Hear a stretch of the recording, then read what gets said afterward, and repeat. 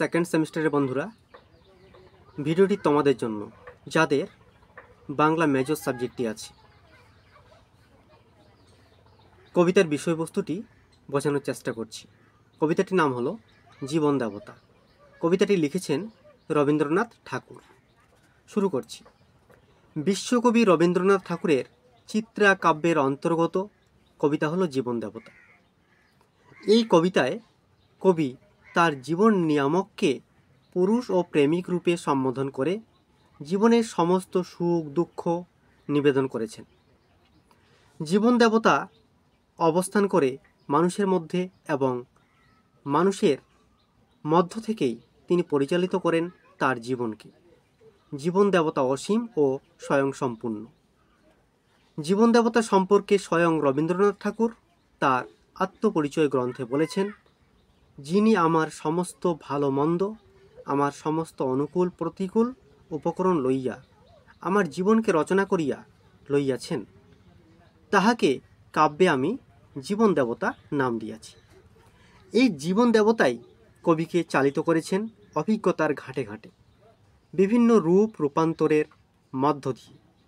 জীবন দেবতাই কবির কাব্যে এক ব্যক্তি জীবনের এক নিয়ন্ত্রণ শক্তি। কবি রবীন্দ্রনাথ ঠাকুর তার জীবন দেবতার উদ্দেশ্যে বলেছেন, তোমার সকল তৃষ্ণা কি মিটে গেছে? আমাদের প্রত্যেকের জীবন সুখ দুঃখের লক্ষ্য ধারায় ধাবিত। তার ওই পাত্র তিনি ভরে দিয়েছেন তার জীবন দেবতাকে।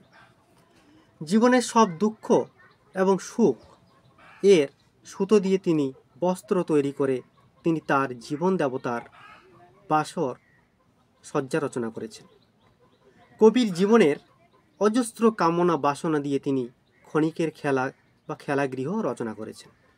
কবিকে তার জীবন দেবতা কেন বরণ করেছিলেন তা কবির জানা ছিল না। এসব করে তার জীবন দেবতা সুখী হয়েছেন কি না সেটা জানতে চান। শীত বসন্ত বর্ষা শরতে জীবনে যত সুর ধ্বনিত হয়েছে তা তার জীবন দেবতা শুনেছেন কি না তা কবি জানতে চান। তিনি তার প্রিয়তম জীবন দেবতার উদ্দেশ্যে বলেছেন, তার হৃদয়ে দৃষ্টি স্থাপন করে কবির জীবনের সমস্ত ত্রুটি তার জীবন দেবতা ক্ষমা করেছেন কিনা তা কবি জানতে চান। কতদিন তার জীবন দেবতা তার হৃদয় মন্দিরে এসে ফিরে গেছেন তা কবি জানেন না। তিনি তার জীবন দেবতার উদ্দেশ্যে বলেছেন, হে কবি, তোমার রচিত রাগিনী আমি কি গাইতে পারি? তোমার কুঞ্জবনে জল সিঞ্চন করতে গিয়ে কতবার যে ঘুমিয়ে পড়েছি, তারপর ঘুম ভেঙে দেখি দু চোখ জলে ভরে গেছে। তার প্রিয় তাকে জড়িয়েছিল, কিন্তু তার বাহুর বাঁধন ঢিলে হয়েছে। চুম্বনে আর আগের মতো মদিরতা নেই। জীবনের কুঞ্জ ছায়ায় আজ অভিসার রাত্রি শেষ হলো, কিন্তু নতুন নবনব রূপে এসো আমার সামনে। আর চিরপুরাতন যে আমি, তাকে বারবার বিবাহ বন্ধনে বেঁধে নবীন জীবন ডোরে আবদ্ধ করো।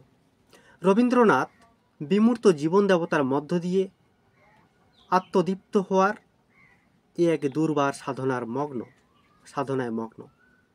আজন্ম তাপস রবীন্দ্রনাথ তার জীবন দেবতাকে খুঁজে ফিরেছেন নানা রূপে নানাভাবে।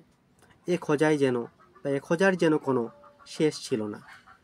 সুদীর্ঘ জীবন পথের পরিক্রমায় প্রতিটি বাঁকে তিনি তাকে নব রূপে অনুভব করেছেন। তিনি মুগ্ধ হয়েছেন।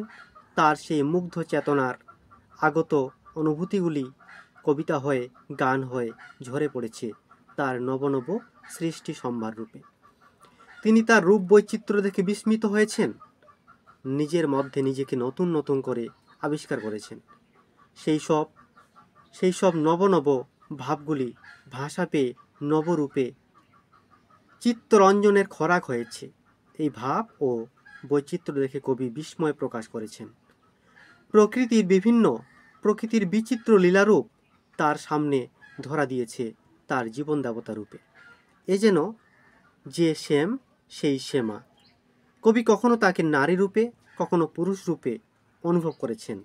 এ যেন সমাধিমগ্ন মহেশ্বর, অর্ধনারীশ্বর রূপ।